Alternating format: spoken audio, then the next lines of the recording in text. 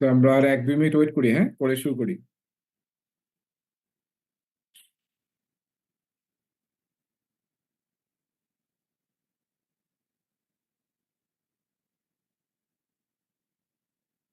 তাহলে গত ক্লাসে আমাদের লাস্ট টপিক কি ছিল, কারো মনে আছে? লাস্ট টপিক কি করছিলাম আমরা?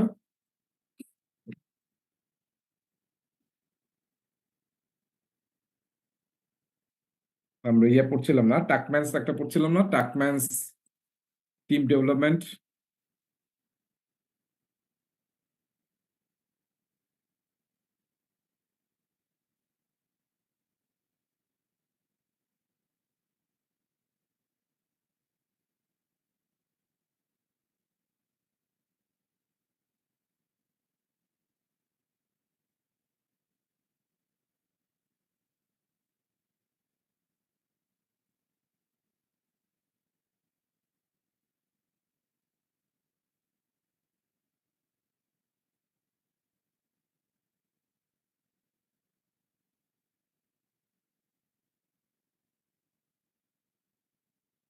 ওকে, আমরা মনে হয় শুরু করে দিই, হ্যাঁ।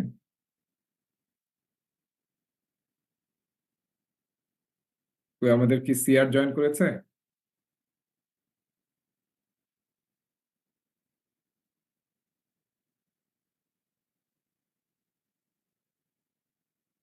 হ্যাঁ, মাইনুল, লামিম।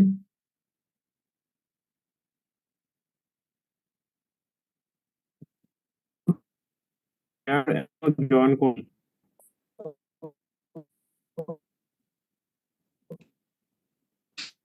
জয়েন করে নাই না?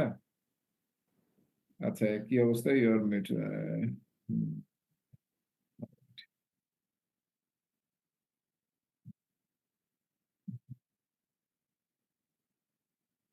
তাহলে গত ক্লাসে বোধহয় লাস্ট টপিক আমরা কি পড়েছিলাম? টাকম্যান্স একটা পড়েছিলাম না, টাকম্যান্স কি টিম ডেভেলপমেন্ট পড়েছিলাম আমরা, না? টিম ডেভেলপমেন্ট,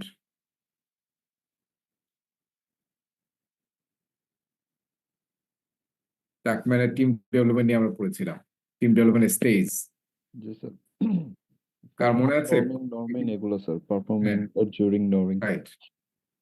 পাঁচটা স্টেজ ছিল, তাই না? ফর্মিং, তারপর হচ্ছে স্টর্মিং, নর্মিং, তারপরে কি? পারফর্মিং, অ্যাডজুরিং, হ্যাঁ, অ্যাডজর্নিং। অ্যাডজর্নিং, অ্যাডজর্নিং। পাঁচটা স্টেজ ছিল। তো ঠিক আছে, তো আমরা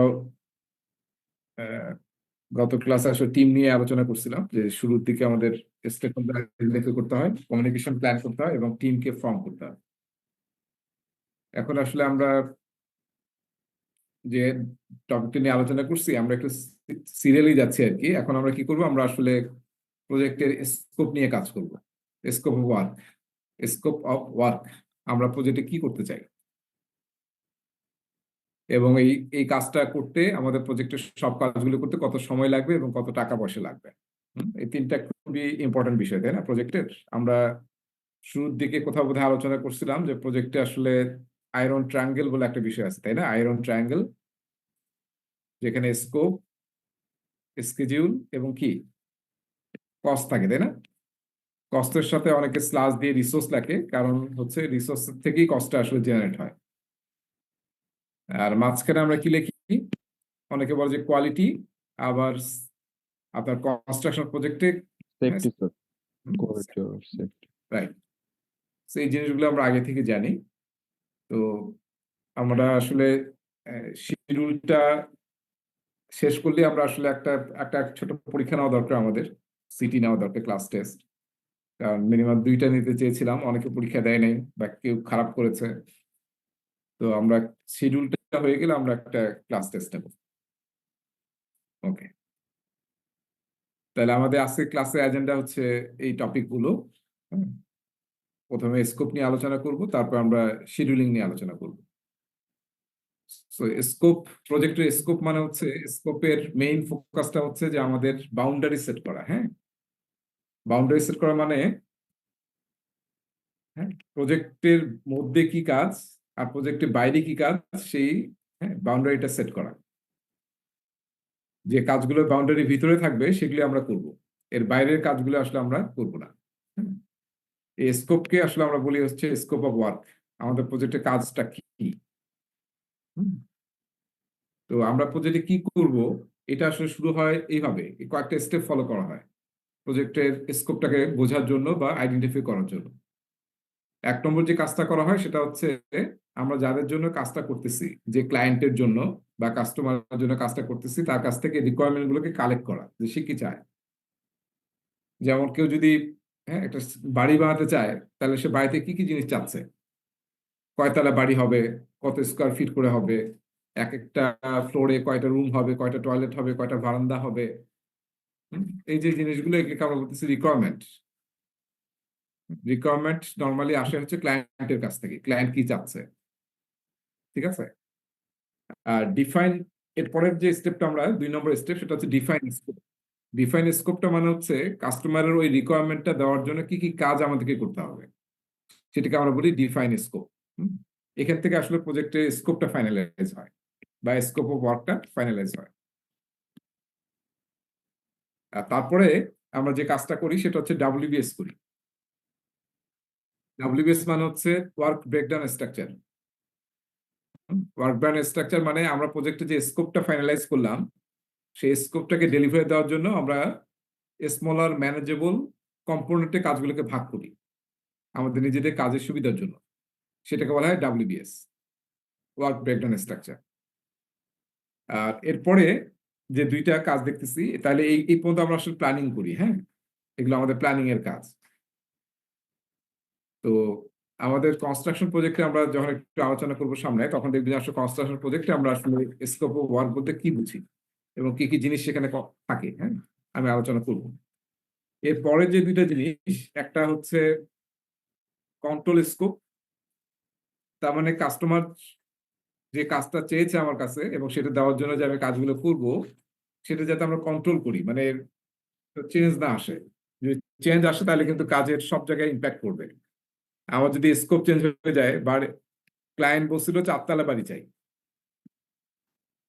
এখন হঠাৎ করে 1 বছর বা 6 মাস পরে কাস্টমার বলে যে না, আমি 4 তলা না, আমার আসলে আরো 2 তলা লাগবে। তার মানে কি স্কোপ কি হলো, আরো বেড়ে গেল, তাই না? স্কোপ বেড়ে যাওয়া মানে কি, আয়রন ট্রায়াঙ্গেল যদি আমরা দেখি, তাহলে কিন্তু শিডিউলও বেড়ে যাবে, রিসোর্স বেড়ে যাবে, কস্ট বেড়ে যাবে, সবকিছুতেই ইম্প্যাক্ট করবে। হুম? তো সেইটাকে আমরা বলতেছি কন্ট্রোল স্কোপ, যাতে স্কোপটা বেড়ে না যায়। এখানে একটা শব্দ আপনাদের একটু বলবো আমি, সেটার নাম হচ্ছে scope creep. Scope scope creep. Creep বানানটা কি কি দেখেছি? ক্রিপ বানানটা কি? ক্রিপ বানান কি লিখেছি?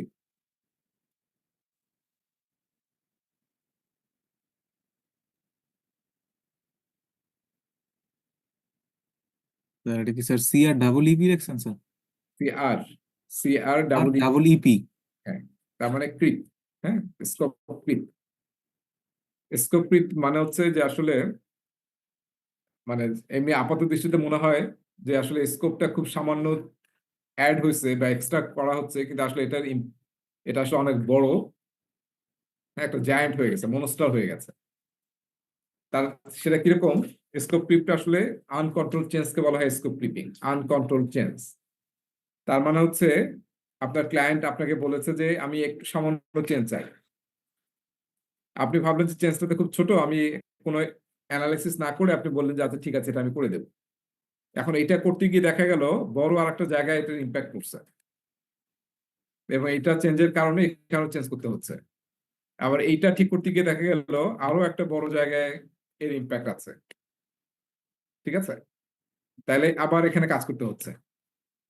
এইভাবে স্কোপটা যদি মনে হচ্ছিল যে ছোট একটা চেঞ্জ, কিন্তু আসলে এটার ইম্প্যাক্ট অনেক বড় হয়ে যাচ্ছে। এই আনকন্ট্রোলড চেঞ্জকে আমরা বলি প্রজেক্ট ম্যানেজমেন্টে স্কোপ ক্রিপিং করা। হ্যাঁ, ক্রিপ শব্দের এমনি ইংলিশের অর্থ হচ্ছে হামাগুড়ি দিয়ে যে হাঁটে, বুকে ভর দিয়ে যে হাঁটে, তাকে আমরা ক্রিপ বলি। হ্যাঁ? তো যারা বুকে ভর দিয়ে হাঁটে তারা আসলে নর্মালি স্লো হয়, খুব দ্রুত মুভ করতে পারে এরকম না, কিন্তু জিনিসটা খুব ছোট, স্লো, কিন্তু এটার ইম্প্যাক্ট অনেক বড় হয়ে যায়। তো এটা আসলে প্রজেক্ট ম্যানেজমেন্টে আমরা আনকন্ট্রোল চেঞ্জকে কখনো একসেপ্ট করবো না। ঠিক আছে, সব চেঞ্জকে আমরা করার চেষ্টা করবো কন্ট্রোল। আর আরেকটা শব্দ আমরা প্রজেক্ট ম্যানেজমেন্টে ইউজ করি স্কোপ নিয়ে, সেটার নাম হচ্ছে gold plating. Gold plating, gold plating মানে সোনার আবরণ, তাই না?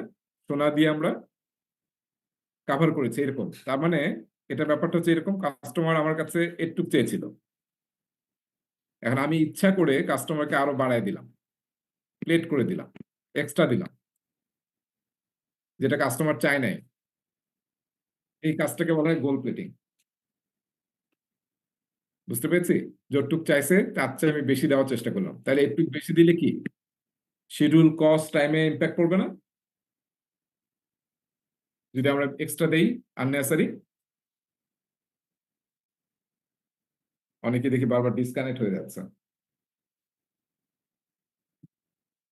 আমরা বেশি লোকজন জয়েনও করিনি।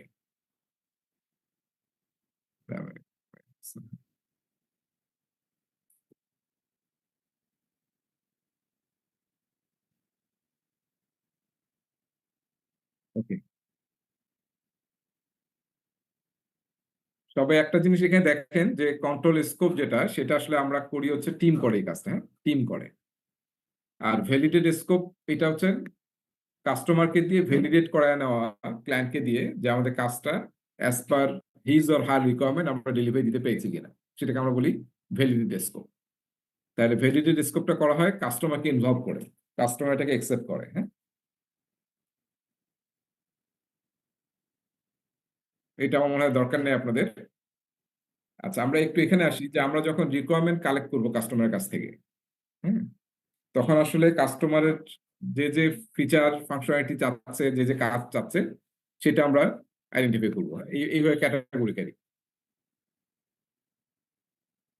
আমি যে আউটপুটটা বানাবো বা জিনিসটা বানাবো, সেটা কি কি ফাংশনাল রিকোয়ারমেন্ট আছে এবং কি কি নন ফাংশনাল রিকোয়ারমেন্ট আছে, এটা একটু বোঝা দরকার। ফাংশনাল রিকোয়ারমেন্ট এবং নন ফাংশনাল রিকোয়ারমেন্টস, যেমন ওই যে আমি একটু আগে বললাম যে বাড়িওয়ালা সে আসলে 4 তলা বাড়ি চায়। এবং প্রতিটা তালায় হয়তো 3টা বেডরুম চাচ্ছে, একটা ড্রয়িং চাচ্ছে, একটা ডাইনিং চাচ্ছে, প্রতিটা রুমের সাথে বেডরুমের সাথে টয়লেট চাচ্ছে। এগুলো হচ্ছে ফাংশনাল রিকোয়ারমেন্টস, ডাইরেক্টলি ওই বিল্ডিং এর সাথে ইনভলভ, ওই কাজের সাথে। আর নন ফাংশনাল রিকোয়ারমেন্ট হচ্ছে যে আমি যে বিল্ডিংটা বানাবো, বাংলাদেশে কি আমরা আমাদের আইন অনুযায়ী কি আছে, কত বছরের জন্য বিল্ডিং করতে হয়? 50 বছর নাকি 100 বছর? বিএনবিসি তে আছে বোধহয় যে আমরা কত বছরের জন্য প্ল্যান করব, সার্ভাইভ করবে বিল্ডিংটা কতদিন। নর্মালি বাংলাদেশে প্র্যাকটিস কি ডিজাইন করার সময়, কারো জানা আছে? একটা বিল্ডিং ডিজাইন করার সময় আমরা কিরকম প্ল্যান করবো, যে এটা কি 5 বছর সাস্টেইন করবে নাকি 50 বছর? স্যার নর্মালি বাংলাদেশে বেসিক্যালি 100 ইয়ার্স এর জন্য করা হয়, 100 বছর। 100 বছরের জন্য করা হয়, ঠিক আছে। তাহলে 100 বছর কাস্টমার তো বলতে পারবে না যে আমাকে 100 বছরের জন্য বানায় দেন, কাস্টমার তার বিভিন্ন এক্সপেকটেশন বলছে। আপনি যখন ডিজাইন করবেন তখন কি করতে হবে, এই নন ফাংশনাল রিকোয়ারমেন্ট যেটা কাস্টমার বলে নাই, সেটাও কিন্তু আপনাকে, হ্যাঁ, সেটা নিয়েও কাজ করতে হবে, তাই না? তারপর ধরেন আমাদের এখানে সিস্টেম কি, যে আমরা যখন বিল্ডিং বানাবো, এটা যাতে ভূমিকম্পে, ধরেন ভূমিকম্প হবে, তো কত রেক্টর স্কেল পর্যন্ত আমরা বানাই যাতে এইটা বিল্ডিং সার্ভাইভ করতে পারে? বাংলাদেশের নিয়ম কি? আর কত বাংলাদেশে হচ্ছে কোনো স্কেল ধরে বানানো হয় না, এটা হচ্ছে স্যার জোন কোফিশিয়েন্ট ধরে বানানো হয়। এক এক জনের জন্য এক একটা মানে একটা ভ্যালু দেওয়া থাকে, জেটের ভ্যালু, মানে ওই কোফিশিয়েন্ট ধরে হচ্ছে ডিজাইন করা হয় আর কি। রাইট, তাহলে মানে বিভিন্ন জোন ভেদ করে, জোনের পার্সপেক্টিভে আমরা কিন্তু বিল্ডিংটাকে বানাচ্ছি, তাই না? যাতে ওই জায়গায় মানে যদি আর্থকুয়েক হয় তাহলে যাতে সার্ভাইভ করতে পারে বিল্ডিংটা। এই যে রিকোয়ারমেন্ট গুলো, এগুলোকে আমরা বলি নন ফাংশনাল রিকোয়ারমেন্টস। এই রিকোয়ারমেন্ট গুলো যদি আমরা ঠিক মতো না করি, তাহলে কিন্তু ফাংশনাল রিকোয়ারমেন্টও ঠিক মতো হবে না। হুম, তো মনে রাখতে হবে আমরা যখন রিকোয়ারমেন্ট গ্যাদার করব বা কালেক্ট করব, তখন কিন্তু এই জিনিসগুলো আমাদেরকে আইডেন্টিফাই করতে হবে। তারপরে আমাদের সিভিল ওয়ার্ক এবং কনস্ট্রাকশনের কোয়ালিটি একটা খুব বিগ ইস্যু, তাই না? Quality material, quality product, quality workmanship, তাই না? এবং প্রতিটা কম্পোনেন্টের প্রতিটা কাজের কোয়ালিটি এনশিওর করতে হবে, ঠিক আছে না? ইভেন আপনি যে এই সিমেন্ট বালি মিশায় যে বানাচ্ছেন, হ্যাঁ, সেটার কিরকম কম্প্যাকশন হবে, তার স্ট্রেংথ কিরকম হবে, তাই না? এগুলো অনেক মেজারমেন্ট আছে, সেগুলো আমাদেরকে অবশ্যই এনশিওর করতে হবে। তো আপনি যখন রিকোয়ারমেন্ট ঠিক করবেন, স্কোপ ঠিক করবেন, তখন এই কোয়ালিটি সমস্ত এক্সপেকটেশন কেউ ঠিক রাখতে হবে, স্পেশালি কোন ধরনের ম্যাটেরিয়াল ইউজ করবেন, তারপরে আপনাদের সিভিলের বা কনস্ট্রাকশনের যে সমস্ত কোয়ালিটি ক্রাইটেরিয়া আছে ওগুলোকে সবগুলোকেই আইডেন্টিফাই করতে হবে, ঠিক আছে? আর আরেকটা জিনিস আমাদের এখানে দরকার, সেটা হচ্ছে ট্রানজিশন বা রেডিনেস রিকোয়ারমেন্ট। এটাকে আসলে আমরা বলি হ্যান্ড ওভার। আমরা কাজ শেষ করে হ্যান্ড ওভার করি না ক্লায়েন্টকে। বিল্ডিংটা বানানো হয়ে গেছে, আমরা এখন হ্যান্ড ওভার করবো। রাস্তা বানানো হয়ে গেছে, আমরা হ্যান্ড ওভার করবো, তাই না? তার মানে যে আমরা হ্যান্ড ওভার করতেছি, তখনই কিন্তু অনেকগুলো কাজ আমাদের আছে, কাজ করতে হবে, রিকোয়ারমেন্ট আছে অনেকগুলো। সমস্ত ডকুমেন্টেশন ঠিক করতে হবে, হ্যাঁ, সমস্ত কাগজ ঠিক করতে হবে, তারপরে এটাকে কিভাবে মেনটেনেন্স করা হবে, হ্যাঁ, সেটা গাইডলাইন দেওয়া হবে। এবং তারপরে আমরা যে প্রথমে যে ডিজাইন ড্রয়িং করেছিলাম, কাজ করতে গিয়ে তো সেটাই ফিক্স থাকে নাকি চেঞ্জ হয়ে যায় কাজ করতে গেলে? শুরুতে আমরা স্যার মডিফাই করতে হয় বিভিন্ন সময় modify করি, প্রয়োজনে। তাই না? বিভিন্ন কারণে মডিফাই হয়ে যায়। তো লাস্টে যে ডিজাইনটা থাকে সেটাকে আমরা বলি অ্যাজ বিল্ড ড্রয়িং, তাই না? সো অ্যাজ বিল্ড ড্রয়িং এটাও কিন্তু হ্যান্ড ওভারের সময় জমা দিতে হবে, কারণ এরপর যে যারা মেনটেনেন্স করবে, তারা আসলে এটা দেখে আসলে পরবর্তী কাজগুলো করবে, বা যদি কোনো এক্সটেনশন হয় তাহলে এই ড্রয়িংটা কিন্তু তাদের কাজে লাগবে। তার মানে এই হ্যান্ড ওভারের সময় কিন্তু অনেকগুলো রিকোয়ারমেন্ট আছে যেগুলো আমাদেরকে অবশ্যই ফুলফিল করতে হবে। হুম? তো এই জিনিসগুলো আমাদেরকে রিকোয়ারমেন্ট হিসেবে আইডেন্টিফাই করতে হবে যখন আমরা কাজ করব। এবং রিকোয়ারমেন্টটা কার কাছ থেকে আমরা গ্যাদার করবো? বিভিন্ন স্টেক হোল্ডারের কাছ থেকে। এই জন্য আমরা কিন্তু আগের চ্যাপ্টারে পড়েছিলাম যে স্টেক হোল্ডারকে কিভাবে আইডেন্টিফাই করতে হয় এবং তাদেরকে কিভাবে তাদের রেকর্ডটা রাখতে হয়, এবং যে ডকুমেন্ট ওটা রাখা হয় সেটার নাম আমরা বলেছিলাম, কারো মনে আছে? যে ডকুমেন্টে সমস্ত স্টেক হোল্ডারের নাম থাকে এবং তাদের ইন্টারেস্ট, এক্সপেকটেশন, রিকোয়ারমেন্ট থাকে, সেই ডকুমেন্টের নাম কি? কারো মনে আছে? স্টেক হোল্ডার কিন্তু আমরা আগের লেসনে পড়েছি, সেটা নাম হচ্ছে স্টেক হোল্ডার রেজিস্টার। হ্যাঁ, যেখানে সমস্ত স্টেক হোল্ডারের নাম থাকে এবং তার অ্যাসেসমেন্ট ইনফরমেশন থাকে। স্টেক হোল্ডার রেজিস্টার, যে তারা আসলে এই প্রজেক্টে তাদের ইন্টারেস্ট কিরকম এবং তাদের প্রজেক্ট থেকে এক্সপেকটেশন কিরকম, এগুলো। তো সেই স্টেক হোল্ডারদের কাছ থেকে কিন্তু আমরা জানবো যে রিকোয়ারমেন্ট গুলো কি কি। তো সেটা জানার জন্য আমি এখানে সব পড়বো না, এখানে প্রায় 18টা টেকনিক আছে, যে টেকনিক দিয়ে আমরা কাস্টমারের কাছ থেকে রিকোয়ারমেন্ট কালেক্ট করি। তো যেগুলো আমাদের সাথে কানেক্টেড সেগুলো আমরা একটু আলোচনা করি, হ্যাঁ, মানে কনস্ট্রাকশন বা সিভিলের সাথে। যেমন একটা আমরা ইউজ করতে পারি হচ্ছে এটা, যেমন ব্রেনস্টর্মিং। যখনই আমরা প্রজেক্টে কোনো প্ল্যান করি বা কোনো ডিজাইন ড্রয়িং করি, তখন আমরা কিন্তু সবাই মিলে যারা এক্সপার্ট, আমরা কি করি? ব্রেনস্টর্ম করি, চিন্তা করি যে কিভাবে এটা করবো, সবাই মিলে ডিসকাশন করি, এটাকে বলে ব্রেনস্টর্মিং করা।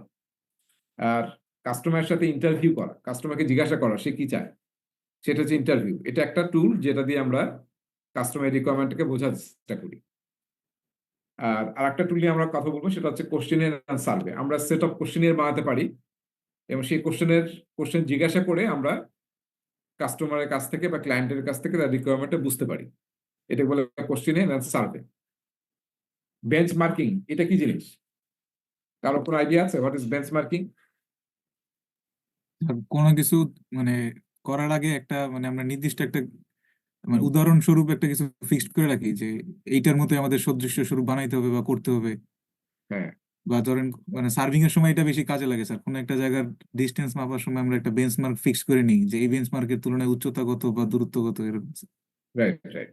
সো সিমিলারলি বেঞ্চমার্কটা একই সুন্দর বলেছে, যে আমরা আসলে যখন রিকোয়ারমেন্ট কালেক্ট করবো বা কোনো একটা নতুন কাজ করতে যাব, তখন যদি অলরেডি কোনো বেঞ্চমার্ক থাকে, তাহলে ওইটাকে ফলো করে বা ওর চেয়ে বেটার করার জন্য আমরা চেষ্টা করব, বা কোনো অর্গানাইজেশনের স্ট্যান্ডার্ড দেওয়া আছে সেটা ফলো করে আমরা করব। যেমন বিএনবিসি তে অনেক স্ট্যান্ডার্ড আছে যে এই কাজটা করতে করতে এই স্ট্যান্ডার্ড গুলো ফলো করতে হবে। তো বেঞ্চমার্কিং তো ওটাও, যে ওইটাকে ফলো করে করতে হবে, তার চেয়ে বেশি করতে হবে, তার চেয়ে কম করা যাবে না। এটা হচ্ছে বেঞ্চমার্ক। আর আরেকটা আমরা আলোচনা করব ডকুমেন্ট অ্যানালাইসিস। তার মানে এক্সিস্টিং যত ডকুমেন্ট আছে এই প্রজেক্ট রিলেটেড, সেগুলো আমরা অ্যানালাইসিস করে দেখবো যে এটা থেকে আমাদের কোনো নির্দেশনা আছে কিনা। হুম। যেমন ডকুমেন্ট অ্যানালাইসিস বলতে কিন্তু আমাদের ধরেন আমরা বিএকিউ তৈরি করব, তাহলে এখন কি আমাদের যদি বাড়ি বানায় তাহলে পিডব্লিউডি রেট লাগবে আমাদের। হ্যাঁ, রাস্তা বানাচ্ছি, roads and highway schedule of rate লাগবে আমাদের। তো এগুলো হচ্ছে কিন্তু ডকুমেন্ট যেগুলো আমরা অ্যানালিসিস করি, বিএনবিসি আমাদেরকে জানতে হবে। তার মানে that is also a document, যেটা ফলো করে আমাদেরকে কাজ করতে হবে। সো সেগুলোকে আমরা বলতেছি ডকুমেন্ট অ্যানালাইসিস করা। ওকে, আর দরকার আছে? আমার মনে হয় আর দরকার নেই এখানে আপনাদের জন্য। এই কয়েকটা আমাদের জানলেই হবে। আর মাইন্ড ম্যাপিং কি আমরা শিখেছিলাম? মাইন্ড ম্যাপিং ক্লাসের মধ্যে আমরা করেছিলাম প্রথম দিকে, মাইন্ড ম্যাপিং করা করেছিলাম কি? আমার মনে পড়তেছে না, মনে হয় আলোচনা করছিলাম। আচ্ছা যাই হোক, বাদ দেন এটা। আচ্ছা, এই স্লাইড আমরা বাদ দিচ্ছি। মাইন্ড ম্যাপিং মানে হচ্ছে, মাইন্ড ম্যাপিংটা কিন্তু অনেক কাজে ইউজ হয়। মেইনলি ব্রেন স্ট্রমিং করার সময় আমরা গ্রাফিক্যাল এই টুলটা ইউজ করি। ব্রেন স্ট্রমিং করার সময় ধরেন আমরা কোন একটা প্রজেক্ট করতেছি, তার আইডিয়াটা মাঝখানে রাখা হয়, আর তারপরে আমরা এটাকে বলা হয় ব্রাঞ্চ আউট করি। মেইন আইডিয়াটাকে আরো ব্রেকডাউন করে স্মলার ব্রেকডাউন করি, এটাকে আরো 4টা ভাগে ব্রেকডাউন করেছি। এইভাবে আসলে কোন একটা আইডিয়াকে যত আমরা এই আইডিয়া থেকে আরো সামনের দিকে যাব, তত আসলে ডিটেইল জানা যাবে ওই ব্যাপারটা নিয়ে। এটাকে আমরা বলি হচ্ছে মাইন্ড ম্যাপিং, যেটা গ্রাফিক্যাল টুল আমরা ইউজ করে থাকি। আচ্ছা, আর দরকার নাই। এখন আসেন, আমরা কাস্টমারের সাথে কথা বললাম, এখন আমরা কি করতে হবে? এই যে নরমালি আমরা প্রজেক্টের স্কোপে কি কি জিনিস থাকে, স্কোপের ডেসক্রিপশন। তার মানে কাস্টমার যেগুলো বলেছে সেগুলো করার জন্য আমাকে কি কি করতে হবে এবং কাস্টমার কি বলছে সেটা আমরা কিভাবে মিট করবো, সেটা হচ্ছে স্কোপ ডেসক্রিপশন। এবং অ্যাকসেপ্টেন্স ক্রাইটেরিয়া মানে হচ্ছে ওই যে সমস্ত কোয়ালিটি ক্রাইটেরিয়া, এবং কাস্টমারের নিজস্ব কোনো ক্রাইটেরিয়া থাকতে পারে, বা ইন্ডাস্ট্রি প্র্যাকটিস অনুযায়ী বিভিন্ন অ্যাকসেপ্টেন্স ক্রাইটেরিয়া থাকতে পারে। ওই ক্রাইটেরিয়া মিট না করলে কিন্তু ওটা কাস্টমার অ্যাকসেপ্ট করবে না বা কাজটা করা যাবে না, সেটাকে বলা হয় অ্যাকসেপ্টেন্স ক্রাইটেরিয়া। এবং আমরা আসলে কি কি আউটপুট তৈরি করবো, প্রজেক্টে কি কি আউটপুট তৈরি হবে, সেটা হচ্ছে ডেলিভারেবলস। আর একটা জিনিস আমি এই চ্যাপ্টার শুরুতেই বলছিলাম যে what is out of scope. স্কোপের বাইরে যেটা, সেটা আমাদেরকে বলে দিতে হবে যে এটা আসলে স্কোপের মধ্যে নাই। যদি আমাদের জানা থাকে, তাহলে আমরা বলে দেবো এটা স্কোপের মধ্যে নাই। ওকে, এখন আমি যদি একটু ডান দিকে আসি, আসলে প্রজেক্ট স্কোপ যদি সিভিলের কনস্ট্রাকশন প্রজেক্টের জন্য হয়, তাহলে আমরা কি চাচ্ছি সেই স্কোপ অফ ওয়ার্কটা থাকে, তারপরে স্পেসিফিকেশন থাকে কোন কাজটা কিভাবে করতে হবে, এবং বিএকিউ থাকে, তাই না?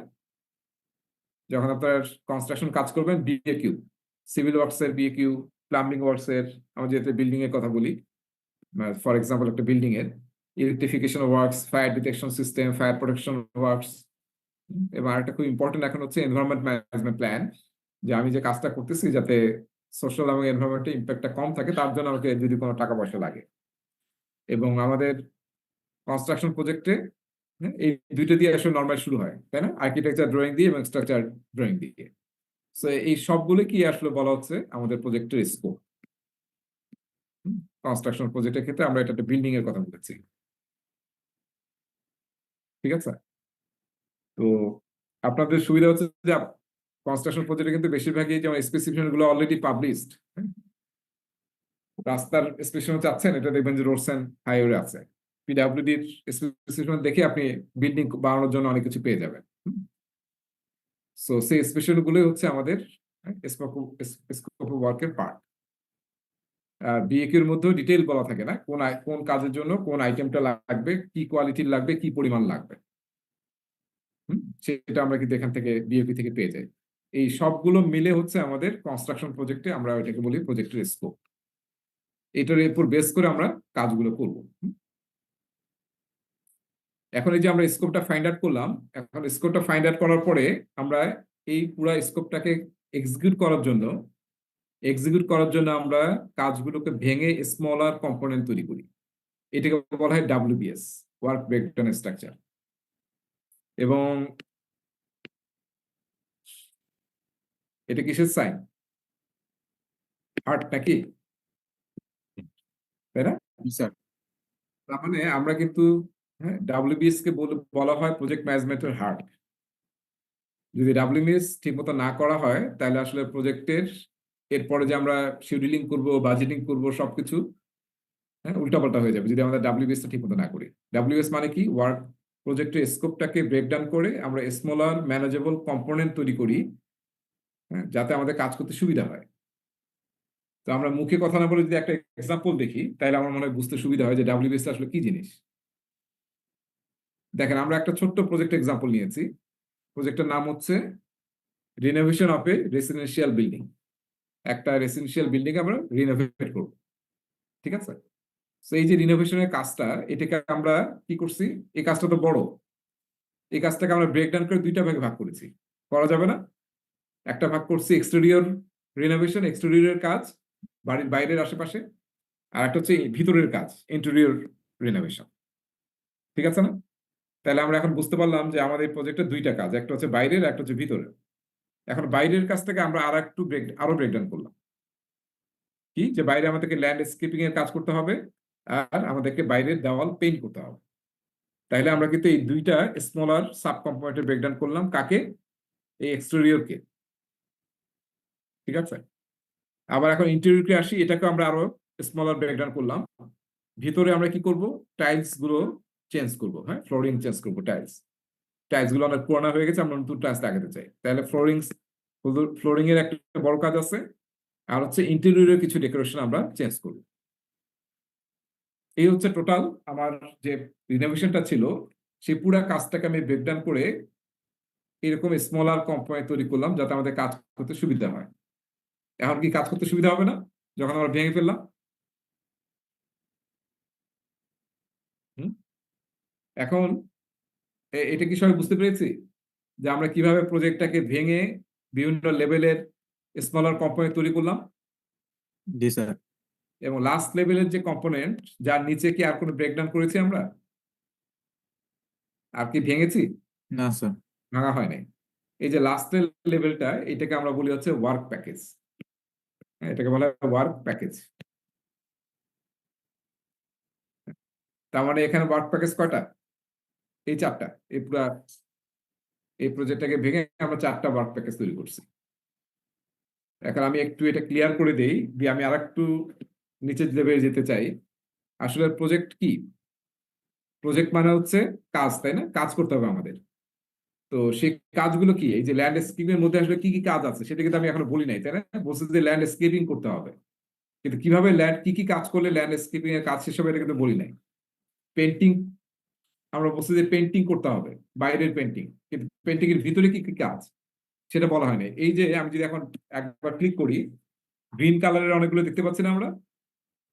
এগুলো হচ্ছে কাজগুলো। যেমন আমি বলেছি, এটা কিন্তু ফর এক্সাম্পল, মানে এরকম তিনটা কাজ থাকবে বলে এটা শেষ হবে এরকম না, আমরা জাস্ট এক্সাম্পল। তাহলে ল্যান্ডস্কেপিং করার জন্য আমরা দেখেন তিনটা কাজ আইডেন্টিফাই করছি, 1 2 3। কি করছি? লেভেল দ্য ল্যান্ডটাকে লেভেল করতে হবে, এবং বাইরেও আমরা কিছু টাইলস দেবো, টাইলস থেকে লে করতে হবে। আর আমরা কি করব? আমরা আর্টিফিশিয়াল গ্রাস কিংবা নর্মাল ঘাস লাগাবো। এই তিনটা কাজ করলে আমার বাইরে ল্যান্ডস্কেপিং শেষ হবে। বাইরের পেন্টিং কি করব আমরা? পেইন্ট দা ওয়াল। তার আগে আসলে কাজ আছে, মানে ওয়ালটাকে ক্লিন করতে হবে। তারপরে আসলে ক্লিন দা ওয়াল, তারপরে হচ্ছে আরেকটা কাজ থাকলে ভালো হতো, সেটা হচ্ছে ক্লিন দা ওয়াল। তারপর হচ্ছে পেইন্ট দা ওয়াল, তারপর হচ্ছে ফিনিশ এক্সটেরিয়র ওয়াল। তার মানে তিনটা কাজ করলে কি হবে? আমাদের পেন্টিং শেষ হবে।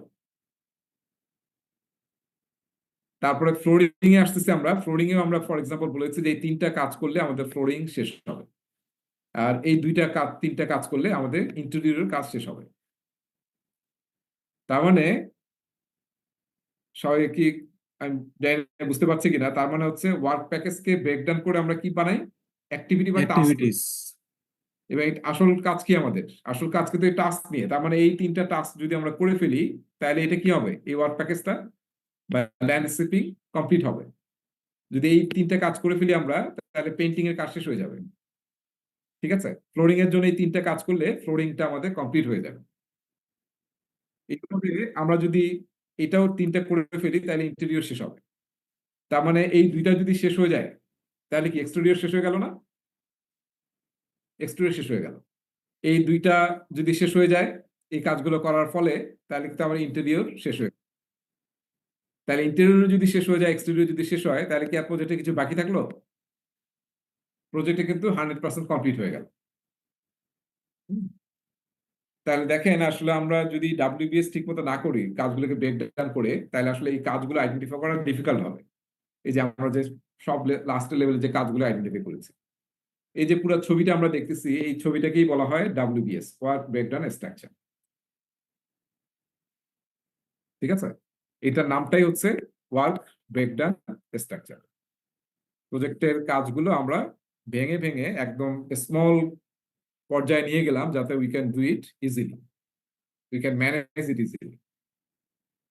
ঠিক আছে, এখন দেখেন আমরা বলছিলাম যে WBS কে বলা হয় প্রজেক্ট ম্যানেজমেন্টের হার্ট, তাই না? হার্ট বললাম না? কেন হার্ট বলা হয়? Let's see. আপনি দেখেন এখানে আমরা বলেছি যে আয়রন ট্রায়াঙ্গেল, স্কোপ, শিডিউল এবং কস্ট, না? এবং রিসোর্স, এই 3-4টা জিনিস প্রজেক্টে মহা গুরুত্বপূর্ণ। এই কয়েকটা জিনিস ঠিক মতো জানা, ঠিক মতো প্ল্যান করা সবচেয়ে গুরুত্বপূর্ণ। আপনার যখন WBS আপনার হাতে থাকবে, তাহলে আমরা কি বলতে পারি না WBS টাই আসলে যদি আমরা কমপ্লিট করি, তাহলে আমাদের পুরো প্রজেক্টের স্কোপ কমপ্লিট হবে এই এক্সাম্পল থেকে, তাই না? পুরা WBS এর সব কাজগুলো যদি আমরা করে ফেলি, তাহলে কি হবে? প্রজেক্টের সব কাজ বা স্কোপটা ডেলিভারি হবে। এখন দেখেন আমরা যে, তার মানে এটা কিন্তু প্রজেক্টের এই WBS টি আসলে আলটিমেটলি প্রজেক্টের স্কোপ, যেটাকে আমরা কাজের সুবিধার জন্য ব্রেকডাউন করলাম। এখন এখানে একটা জিনিস দেখেন আপনারা, যদি আমরা এটা বলি যে ল্যান্ডস্কেপিং, এই লেভেলটা ল্যান্ড করতে আমার 5 দিন সময় লাগবে, 5 ডেজ। লে ফ্লোরিং টাইলস করতে আমার 3 দিন লাগবে, এবং ঘাস লাগাতে আমাদের 2 দিন লাগবে, 2 ডে। তাহলে ল্যান্ডস্কেপিং শেষ হতে কয়দিন লাগবে যদি আমরা ধরি যে এই সব কাজগুলো সিরিয়ালি হবে? মানে স্যার এখান থেকে শিডিউলিং করা যাইতেছে স্যার কিছু। রাইট, তার মানে এটা 8 দিন লাগবে, তাই না? তার মানে আমরা কিন্তু শিডিউলিং এর ধারণা পাচ্ছি। হ্যাঁ, WBS কিন্তু আমাকে শিডিউলিং এ হেল্প করছে। আবার যদি ধরি যে এক্সটেরিয়র করতে 3 দিন লাগবে, পেইন্ট দা ওয়াল করতে 7 দিন লাগবে, তার মানে আমি যদি সিরিয়ালি কাজগুলো করি তাহলে আমার 10 দিন লাগবে। অলরাইট, এইভাবে কিন্তু আমি যে প্রতিটা কাজে যদি ডিউরেশন জানি 8 দিন, এটা ধরেন 10 দিন, 5 দিন, another 10 ডেজ, এবং সব যদি আমরা সিরিয়ালি করি যে এটার পরে এটা, এটার পরে এইটা। আমি কেন সিরিয়ালি বলতেছি? কারণ প্রজেক্টের সব কাজ সিরিয়ালি হয় না, নানান ভাবে হবে, সেটা আমি পরে আলোচনা করব। কিন্তু আমরা সিম্পলিসিটির জন্য বলতেছি যে সিরিয়ালি করব। তাহলে কি হবে? 10 দিন লাগতেছে, তার মানে এক্সটেরিয়র শেষ করতে 18 দিন লাগবে। এখানে আমরা কি বললাম? 18 আর 20, তার মানে কত হলো? 38 ডেজ ফ্লোরিং শেষ হবে। আর 10, 5, 25 ইন্টেরিয়র শেষ হবে। এবং যদি আমরা সিরিয়ালি হয় তাহলে 38 আর 25 যোগ করলে কত হবে? 3, 6, 63 ডেজ, 63 স্যার। 63। আর এটাকে যদি আমরা যোগ করি 18 এবং 63, তাহলে আমরা পাচ্ছি 81 ডেজ। তার মানে দেখেন আমরা যদি WBS টা ঠিক মতো করতে পারি, তাহলে কিন্তু আমরা ইজিলি আইডেন্টিফাই করতে পারি যে প্রজেক্ট করতে কত সময় লাগবে। ঠিক আছে, সো এই জন্য WBS এত গুরুত্বপূর্ণ। এবার আসি আমরা একটু নিচে, একটু অন্য স্টেজে যাই। ধরেন লেভেলটা ল্যান্ড করতে আমাদের কি কি জিনিস লাগবে, কি কি রিসোর্স লাগবে? আমরা বললাম যে আমাদের 5 জন লেবার লাগবে, 5 লেবার্স। আবার বললাম যে আমাদের ইকুইপমেন্ট লাগবে, একটা ইকুইপমেন্ট লাগবে। তারপরে আমি বললাম যে এখানে আমার আসলে কিছু স্যান্ড লাগবে, স্যান্ড লাগবে। ধরেন ফর সিম্পলিসিটির জন্য লেভেলটা ল্যান্ড করতে আমাদের এই 3টা রিসোর্স লাগবে। তার মধ্যে এক টাইপের রিসোর্স হচ্ছে মানুষ, আর বাকি হচ্ছে কি? ফিজিক্যাল রিসোর্স বা ম্যাটেরিয়াল এবং ইকুইপমেন্ট। তাহলে আমরা কি এখান থেকে প্রতিটা যদি বের করি যে কি কি রিসোর্স লাগবে, মানুষ কি ধরনের লাগবে এবং আপনার ইকুইপমেন্ট এবং ম্যাটেরিয়াল কি কি লাগবে, এই প্রতিটাই যদি বের করি তাহলে কি আমরা ম্যাটেরিয়াল প্ল্যানিং করতে পারবো না? রিসোর্স এবং ম্যাটেরিয়াল প্ল্যানিং, কি ধরনের মানুষ লাগবে, কয়টা মানুষ লাগবে, কি পরিমাণ মানুষ লাগবে এবং কি ম্যাটেরিয়াল লাগবে, এগুলো কিন্তু আমরা এখান থেকে ফাইন্ড আউট করতে পারছি, রাইট? তার মানে আমরা কিন্তু WBS থেকে রিসোর্স প্ল্যানিং করতে পারি, রিসোর্সের ধারণা বের করতে পারি আমরা। এরপরে আসেন, আমরা এখন যদি রিসোর্স জানি, লেবারের যদি আমি কস্ট জানি যে পার ডে 1000 টাকা করে নিবে লেবাররা, স্যান্ডের দাম ধরেন 1000 CFT স্যান্ড লাগবে এবং 10 টাকা করে দাম, তাহলে কত লাগবে? 10,000 টাকা। একটা ইকুইপমেন্ট আমরা ভাড়া নেব যেটা প্রতিদিন ধরেন 2000 টাকা করে ফি পার ডে, তাহলে আমাদের পুরো কাজটা কয় দিনের? এই কাজটা 5 দিন, তাই না? তাহলে 5 into 20 মানে কত? 10,000 টাকা। ইকুইপমেন্টটা আমাকে 10,000 টাকা লাগবে, স্যান্ডে 10,000 টাকা লাগবে, আর 5 জন লেবার 5 দিন কাজ করবে, প্রতিদিন 1000 টাকা করে, তাহলে কত লাগবে? 25,000 লাগবে। এখন যদি আমরা এই যোগ করি 25,000, 10,000, 10,000, তার মানে আমাদের হচ্ছে কত? 45,000। তার মানে আমরা কিন্তু ইজিলি আইডেন্টিফাই করতে পারছি যে লেভেল দ্য ল্যান্ড কমপ্লিট করতে আমার প্রজেক্টে কত টাকা খরচ হবে? 45,000 টাকা খরচ হবে। 45,000। রাইট। সেইভাবে যদি এইটার সব জানি, আমরা ডিউরেশন জানি, হ্যাঁ, কি কি রিসোর্স লাগবে জানি, তাহলে এটারও কিন্তু আমরা সে ফর এক্সাম্পল 30,000 টাকা লাগবে। এটা গ্রাস লাগে তো হয়তো এই সব, হ্যাঁ, রিসোর্স মানুষ সব হিসাব করে আমি বললাম 10,000 টাকা লাগবে। তার মানে কিন্তু আমরা এই যে সব যে যোগ করি তাহলে 55 এবং আমাদের 85,000 টাকা যদি থাকে আমাদের, তাহলে কিন্তু আমরা ল্যান্ড স্ক্রিপিং এর কাজটা শেষ করতে পারবো। তার মানে এইভাবে যদি আমরা কস্ট গুলো সবগুলো বের করি তাহলে কিন্তু আমরা প্রজেক্টের কি বাজেট বের করতে পারবো না, যে প্রজেক্টটা করতে কত টাকা লাগবে। জি স্যার। স্যার ওই যে WBS এর স্যার মাঝখানে কি বলছিলেন, রিসোর্স প্ল্যানিং স্যার? হ্যাঁ, রিসোর্সের প্ল্যানিং মানে এখান থেকে রিসোর্সটাকে আমরা প্ল্যান করতে পারি বা আইডেন্টিফাই করতে পারি যে কি কি টাইপের কি কি পরিমাণ রিসোর্স লাগবে। আর তাদের যদি আমরা রেট জানি তাহলে কিন্তু, যেহেতু ডিউরেশন জানি, কি কি রিসোর্স লাগবে, কি পরিমাণ লাগবে এবং রেটটা জানি, তাহলে কিন্তু আমরা কস্ট বের করতে পারবো। এবং কস্ট বের করে সব যদি আমরা এগ্রিগেট করি তাহলে কিন্তু আমরা টোটাল প্রজেক্টের বাজেট পেয়ে যাচ্ছি। মানে BOQ গুলো বের করা যাচ্ছে। হ্যাঁ, বিএকিউ গুলো বের করা যাচ্ছে। হ্যাঁ, ঠিক আছে। দেখেন খুবই ইন্টারেস্টিং। তার মানে এটা যদি ঠিকমতো আমরা না করি তাহলে কিন্তু প্রজেক্টের কোনো কিছু ঠিকমতো করা যাবে না।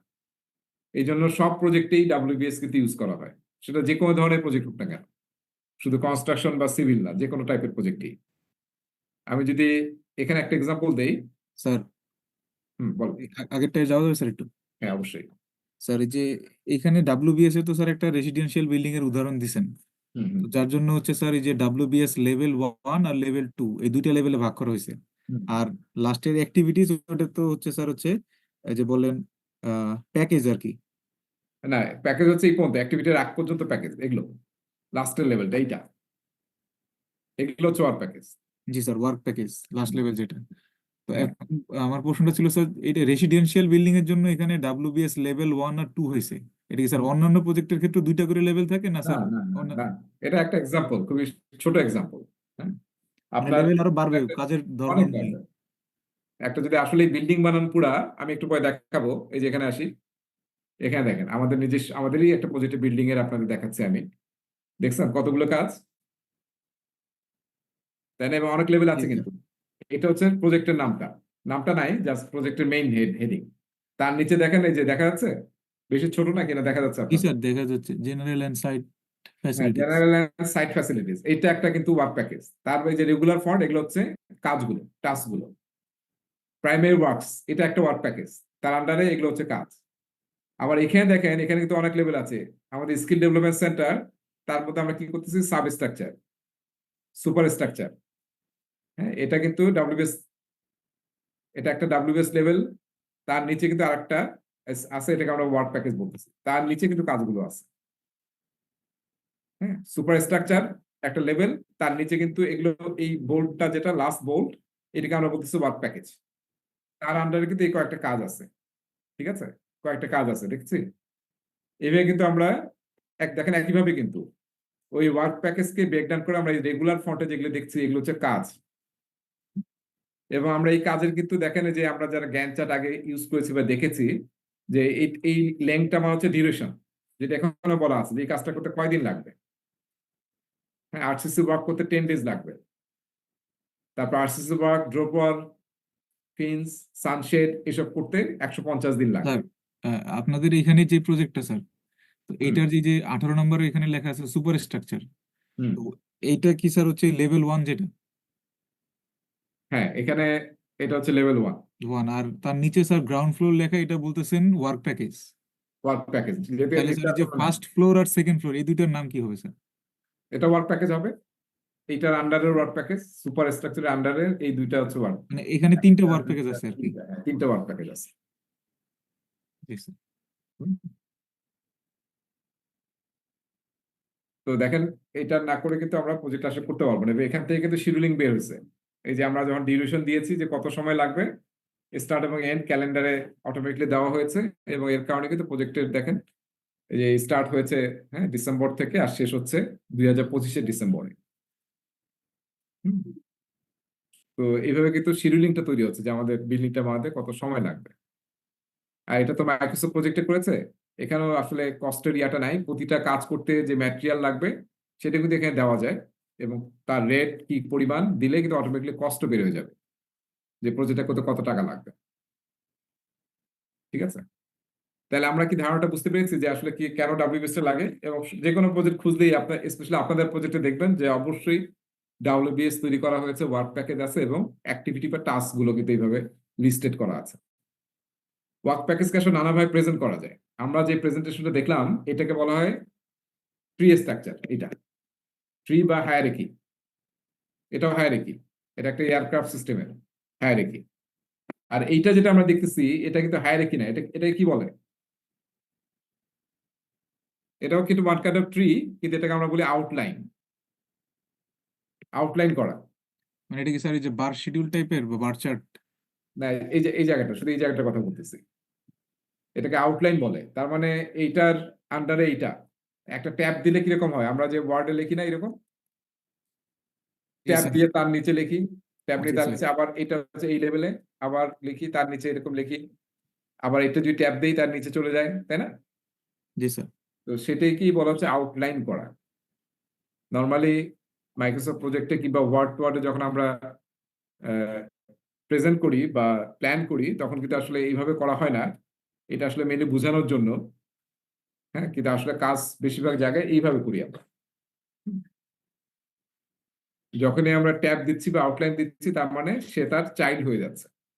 এখানে যদি আমরা খেয়াল করি, এখানে কিন্তু এটা যদি প্যারেন্ট হয় তার চাইল্ড হচ্ছে এই দুইটা, আবার এইটার চাইল্ড হচ্ছে এই তিনটা, তাই না? তার মানে পুরো রিলেশনশিপটা কিন্তু চাইল্ড প্যারেন্ট চাইল্ড করে। যত উপরে যাবেন, এটা যদি চাইল্ড হয় এটা হচ্ছে তার প্যারেন্ট, এটা যদি চাইল্ড হয় এটা হচ্ছে তার প্যারেন্ট, এইটা চাইল্ড হলে এটা হচ্ছে তার প্যারেন্ট। এইভাবে কানেক্টেড আর কি সবগুলো।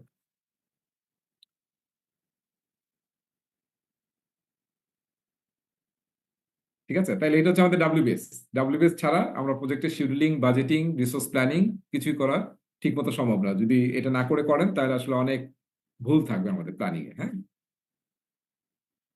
ওকে, তাহলে আমরা তো বলেছি না স্কোপ ক্রিপিং, কন্ট্রোল স্কোপে আমরা ট্রাই করবো যাতে কোনো ভাই স্কোপ ক্রিপিং না হয়। এই যে এখানে কি একজন ওয়ার্কার, তাই না, সে ভাবছে যে ছোট্ট একটা চেঞ্জ আমি করে ফেলছি, আসলে ওইটাই মনস্টার হয়ে গেছে, হয়ে তাকে খেয়ে ফেলতেছে। আর স্কোপ ক্রিপিং মানে যেটা বলছিলাম গোল প্লেটিং, এটা হচ্ছে গোল প্লেটিং এর ছবি এটা। তার মানে আমার স্কোপ ছিল একটু, কিন্তু আমি আসলে কি করেছি আরো বাড়ায় দিচ্ছি, সেটাকে বলা হয় scope creeping, sorry gold plating. হ্যাঁ, ওকে, এবার আমরা শিডিউলিং নিয়ে কথা বলবো। বেশি একটা সময় নাই, তা আমরা শুরু করে দিই। হ্যাঁ, কারণ আমরা পিছিয়ে আছি। ওকে, তাহলে আমরা এই যে আমরা তৈরি করলাম ডাব্লিউবিএস, হ্যাঁ, সেটা আসলে স্কোপের লাস্ট অংশ। স্কোপটাকে আমরা ব্রেকডাউন করে ম্যানেজেবল কম্পোনেন্ট তৈরি করি এবং কাজগুলোকে আইডেন্টিফাই করি। শিডিউলিং আমরা কি করি, শিডিউলিং এর সেই কাজগুলোকে আমরা দেখি যে কোন কাজগুলো কখন করতে হবে, এবং কাজগুলোর মধ্যে রিলেশনশিপ কি এটা আমরা আইডেন্টিফাই করি। আমি যেমন বলছি যে সব কাজগুলো আমি বলছি সিরিয়ালি হবে, আসলে প্রজেক্টে সব কাজ সিরিয়ালি হয় না, তাই না? বিভিন্ন কাজ প্যারালেলে হয়। যেমন এখানে যদি আমরা দেখি এই ছবিটাতে, এখানে কিন্তু অনেক কাজ প্যারালেলে হয়েছে না, যেমন এইটা এবং এইটা প্যারালেলি হয়েছে, দেখেছি এইটা এবং হ্যাঁ এই কাজটা প্যারালেলি হয়েছে, দেখেন প্যারালাল। তার মানে প্রজেক্টে কিন্তু নানান কাজ কখনো প্যারালালি হয়, কখনো একসাথে স্টার্ট করতে হয়, কখনো একসাথে এন্ড করতে হয়। তাহলে শিডিউলিং করার জন্য, প্রজেক্টের শিডিউল বের করার জন্য প্রথম যে কাজটা করতে হয় সেটা হচ্ছে এই যে যেটা আমরা একটু আগে দেখলাম, আমি ওখানে আসলে আলোচনা করছি যে কিভাবে করা হয়, তারপর আমি এখানে বলতেছি যে প্রজেক্টটাকে ভেঙে আমরা স্মলার ডেলিভারেবল তৈরি করি না, এবং তার লাস্টের লেভেলটাকে আমরা বললাম ওয়ার্ক প্যাকেজ। হ্যাঁ, এই এক্সাম্পলটা দরকার নাই, এটা আপনাদের মানে অন্য ধরনের এক্সাম্পল। আমরা যদি এখানে আসি যে আসলে শিডিউলিং করার জন্য কি কি করতে হয়, প্রথম যে কাজটা করতে হয় ডাব্লিউবিএস ওয়ার্ক প্যাকেজকে ভেঙে অ্যাক্টিভিটি তৈরি করতে হয়। ওয়ার্ক প্যাকেজকে ভেঙে অ্যাক্টিভিটি বানাতে হয়। যেমন আমরা লেভেল ল্যান্ড ওই ওয়ার্ক প্যাকেজটা ভেঙে 3টে অ্যাক্টিভিটি তৈরি করেছিলাম। তারপরে কি করতে হয়, সেই অ্যাক্টিভিটিগুলোকে সিকোয়েন্স করতে হয়, যে কোনটার পরে কোনটা, কোনটার আগে কোনটা, এটা আমাদেরকে জানতে হয়। এবং সেটা দিয়ে আমরা তৈরি করি হচ্ছে নেটওয়ার্ক ডায়াগ্রাম। নেটওয়ার্ক ডায়াগ্রাম কি আমরা আগে পড়েছি? Network diagram, schedule network diagram. না স্যার। না হ্যাঁ। স্যার। রাইট। তো আমরা শিডিউল নেটওয়ার্ক ডায়াগ্রাম মানে আমরা এটা নিয়ে বেশ আজকেও এবং নেক্সট ক্লাসও সময় কাটাবো, এবং নেটওয়ার্ক ডায়াগ্রাম তৈরি করা, সলভ করা, শিডিউল তৈরি করার জন্য এটা কিন্তু পরীক্ষায় আমরা দেবো আর কি। আচ্ছা, যাই হোক, তাহলে সিকোয়েন্স করাটাকে আমরা যেভাবে গ্রাফিক্যালি প্রেজেন্ট করি সেটাকে বলে নেটওয়ার্ক ডায়াগ্রাম। হ্যাঁ, প্রতিটা কাজকে গ্রাফিক্যালি একটা কানেক্ট করে যখন আমরা প্রেজেন্ট করি ওটাকে বলে নেটওয়ার্ক ডায়াগ্রাম। এরপরে আমি যেটা দেখাচ্ছিলাম যে ওই যে 3টা কাজ যেটা আইডেন্টিফাই করলাম লেভেল ল্যান্ডে, প্রতিটা কাজের ডিউরেশন এস্টিমেট করতে হয়। হ্যাঁ, যে কত সময় লাগবে, যেটা আমি ওখানে এক্সাম্পল হিসেবে দেখিয়েছিলাম। তো ওই কাজটা শিডিউলিং এর সময় করা হয়। তারপরে ওই কাজটা করতে কি কি রিসোর্স লাগবে সেটা আমরা আইডেন্টিফাই করি। আপনারা ধরেন একটা কাজ করতে, ধরেন এটা একটা কাজ 1 2 3 4 5, হ্যাঁ 5 দিন লাগবে এই কাজটা করতে, কোন একটা কাজ। হ্যাঁ, কাজটার নাম ধরেন এ। এখন কাজটা যদি এরকম হয় যে মানুষ বাড়ালে কাজটার ডিউরেশন কমে যায়, এরকম কাজ আছে না, যে লেবার বাড়ালে কাজটার সময় কমে যায়। যেমন পেন্টিং, পেন্টিং করবেন আপনি একজনকে দিয়ে করলে দেখা যাবে 7 দিন লাগাই দেবে, আর যদি আপনি 4 জন লেবার দেন তাহলে হয়তো আমরা 2 বা 3 দিনে করে ফেলতে পারবো। তার মানে কিছু কিছু কাজ আছে প্রজেক্টে যেগুলো মানুষ বাড়ালে সময় কমে যায়, রাইট? তো আমাদের আসলে শিডিউলিং করার সময় রিসোর্সটা জানতে হবে যে আসলে কোন টাইপের লেভেল আমরা এখানে ইনভলভ করছি, তারা কি এক্সপিরিয়েন্স নাকি আনস্কিল নাকি ধরনের। এবং কিছু কিছু কাজের লেভেল যদি আমরা বাড়ায় দেই বা যারা কাজ করবে তাদের সংখ্যা বাড়ায় দেই তাহলে কিন্তু সময় কমে যায়। এই জন্য রিসোর্স না জেনে শিডিউলিং করা ঠিক হবে না। ঠিক আছে, আগে রিসোর্সটাকে অ্যাসাইন করতে হবে, জানতে হবে কোন রিসোর্স কখন কোথায় কাজ করবে, কোন কাজে, তখনই আমরা আসলে ডিউরেশনটা ঠিক মতো বের করতে পারবো। এরপরে যখন আমরা সব ডিউরেশন পেয়ে গেলাম তখন আমরা সবগুলো ডিউরেশনকে আমরা নর্মালি যোগ করি না, না করে একটা মেথড আছে সেটাকে বলে সিপিএম, ক্রিটিক্যাল পাথ মেথড। এই মেথডটা অ্যাপ্লাই করে আমরা প্রজেক্টের শিডিউল তৈরি করি। আমি এখানে যখন এক্সাম্পল দিয়েছিলাম আমি খুবই সহজভাবে বলছি যে সব যোগ করে 81 দিন, মনে আছে? সব এগ্রিগেট করে। কিন্তু আসলে সব তো এইভাবে এগ্রিগেট হবে না, অনেকগুলো প্যারালালি চলবে, অনেকগুলো একসাথে হবে। তো সেটার জন্য আমরা আসলে যে মেথডটা ইউজ করি হিসাব করার জন্য, ওটাকে বলা হয় ক্রিটিক্যাল পাথ মেথড। তো ক্রিটিক্যাল পাথ মেথড থেকে পরীক্ষা আপনাদের, হ্যাঁ, মানে মেইন ফাইনাল পরীক্ষাও আপনাদের 2টা প্রশ্ন আসবে আর কি। ক্রিটিক্যাল পাথ কিভাবে মেথডে আমরা সলভ করে বের করতে পারি যে প্রজেক্টের শিডিউল কত। এই যে আমরা দেখলাম এই পর্যন্ত আসলে আমরা প্রজেক্টের প্ল্যানিং এর স্টেজে করি, প্ল্যানিং করার সময়। ঠিক আছে, আর যখন আমাদের কাজ শুরু হয়ে যায় তখন আমরা শিডিউলে কন্ট্রোল করি। কন্ট্রোল মানে হচ্ছে, আমি যদি আরেকটু এখানে ব্যাক করে আসছি, যেমন আমি বলছি যে এই কাজটায় এই দিন স্টার্ট 10 দিন লাগবে এবং স্টার্ট হবে এই দিন, ফিনিশ হবে এই দিন। কন্ট্রোল শিডিউলের উদ্দেশ্য হচ্ছে যাতে আসলে আমরা এই কাজটা 10 দিনে শেষ কন্ট্রোল করতে পারি, 10 দিনে শেষ করতে পারি, এবং যেদিন শুরু হওয়ার কথা, যেদিন শেষ হওয়ার কথা সেটা যাতে আমরা মেনটেন করতে পারি। ঠিক আছে, কন্ট্রোল শিডিউলে এটা হচ্ছে উদ্দেশ্য। এবং এটা একটা কন্টিনিউয়াস প্রসেস, প্রজেক্টে যখন কাজ চলতে থাকবে এই যে আমরা শিডিউলটা তৈরি করলাম ওইটা যাতে আমরা একদম এক্স্যাক্টলি ফলো করতে পারি সেটা ইনশিওর করতে হবে। তবে এমন হতে পারে অনেক জায়গায় শিডিউলিং স্লিপ করতে পারে, ম্যাটেরিয়াল আসে নাই, লেবার পাওয়া যাচ্ছে না, কাজ দেখা যাচ্ছে আগে পিছিয়ে যাচ্ছে। তো সেটাকে কিন্তু আবার কন্টিনিউয়াসলি শিডিউলটাকে আপডেটও করতে হবে। এরকম না যে একবার ফিক্স করে ফেললাম শুরুতে এরপর এখন আপডেট করা যাবে না। শিডিউলটা কিন্তু কন্টিনিউয়াসলি আপডেট হয়ে থাকবে প্রজেক্টের বিভিন্ন পরিস্থিতির উপর, হ্যাঁ, বিবেচনায় নিয়ে। এবং মেইন উদ্দেশ্য থাকবে আমরা যে শিডিউলটা ডেভেলপ করছি, যেমন আমি দেখালাম যে আমাদের প্রজেক্টটা ডিসেম্বর থেকে শুরু করে 2025 ডিসেম্বরে কমপ্লিট হওয়ার কথা। আমাদের চেষ্টা করতে হবে আমরা এমনভাবে কাজগুলোকে করব প্ল্যান অনুযায়ী, যাতে আমরা অবশ্যই ডিসেম্বরে কাজটা হ্যান্ড ওভার করতে পারি। তাহলে আমরা দেখেন, আমি এখন প্রতিটা নিয়ে একটু আলোচনা করতে চাই। ডিফাইন অ্যাক্টিভিটিস মানে হচ্ছে ওই যে ওয়ার্ক প্যাকেজ, এটাকে ব্রেকডাউন করে, ব্রেকডাউনটাকে আমরা একটা শব্দ বলি ডিকম্পোজ করা, করে আমরা বিভিন্ন অ্যাক্টিভিটি তৈরি করি, অ্যাক্টিভিটি লিস্ট। আপনার তার মানে আমি যদি এখানে আসি, এই যে এটা এই পর্যন্ত ওয়ার্ক প্যাকেজ ছিল, এটাকে ব্রেকডাউন করে আমি কি করলাম, প্রতিটা ব্রেকডাউন করে আমি টাস্ক তৈরি করলাম, অ্যাক্টিভিটি লিস্ট বানালাম। টাস্কে অনেক জায়গায় টাস্ক বলে বা অ্যাক্টিভিটি বলে, একই জিনিস, অ্যাক্টিভিটি অথবা টাস্ক। তার মানে আমি প্রতিটা ওয়ার্ক প্যাকেজ, এখানে যেটা আমি বলতেছি, প্রতিটা ওয়ার্ক প্যাকেজকে ডিকম্পোজ বা ব্রেকডাউন করে আমি লিস্ট অফ অ্যাক্টিভিটিস তৈরি করতেছি। তার মানে এই কয়েকটা কাজ করলে এই ওয়ার্ক প্যাকেজটা বা এই ডেলিভারিটা কমপ্লিট হবে, যেটা আমরা এই এক্সাম্পল থেকে আগেও আলোচনা করছি, আবার আপনাদের একটু রিপিট করালাম যে কিভাবে আসলে আমরা ডিফাইন অ্যাক্টিভিটিস করি। এরপর আমরা কি করি, এরপর আমরা বলছি সিকোয়েন্স করি। আজকে আমরা সিকোয়েন্স নিয়ে আমরা শেষ আলোচনা করব, সিকোয়েন্সিং নিয়ে, এটা আমাদের লাস্ট আলোচনা হবে। তার মানে অ্যাক্টিভিটি শুধু জানলেই হবে তা সেটা কিন্তু না, আমাদেরকে জানতে হবে যে অ্যাক্টিভিটির সাথে একটার সাথে একটা কি রিলেশন, কি ধরনের ডিপেন্ডেন্সি আছে, এবং কোনটা আগে করতে হবে কোনটা পরে করতে হবে। আপনার ধরেন আপনার পাইলিংই শেষ হয় নাই, তাহলে কি আমি রুফ কাস্টিং দেবো? দা ফার্স্ট ফ্লোর শেষ হয় নাই, আমি কি সেকেন্ড ফ্লোর করতে পারবো? পারবো না, তাই না?